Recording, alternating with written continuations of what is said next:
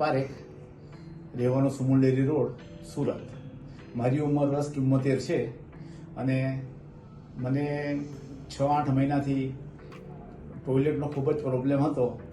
તો મેં મારા ફેમિલી ડૉક્ટરને બતાવ્યું તો એમણે કહ્યું કે કિરણ હોસ્પિટલમાં ચાલ્યા જાઓ અને ત્યાં પેટના ડૉક્ટરને પહેલાં બતાવી દો. એટલે ડૉક્ટર જયરામભાઈને બતાવ્યું તો એમણે કહ્યું કે તમારું એન્ડોસ્કોપી કરવી પડશે અને એમાંય કોલોનોસ્કોપી કરીને આપણે આગળ જોઈશું. એમ કરીને પછી એમણે મારી કોલોનોસ્કોપી કરી અને કોલોનોસ્કોપી કર્યા બાદ એમણે મને આપણે જોયું કે આંતરડામાં કોઈ તકલીફ છે.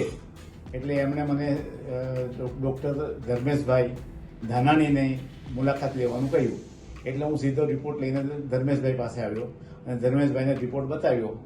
કે ધર્મેશભાઈ જોયું અને મને કહ્યું કે ભાઈ આ તો તમારું આંતરડાનું ઓપરેશન કરવું પડશે અને આ રીતે તમારું કામ થઈ જશે. એટલે પછી મેં કીધું કે ચાલો સાહેબ કંઈ નહીં, તારીખ નક્કી કરો. એટલે સાહેબે તારીખ નક્કી કરી અને 4 તારીખે બુધવારે અમે દાખલ થયા અને ગુરુવારના દિવસે 5 તારીખને ગુરુવારના દિવસે અમારું ઓપરેશન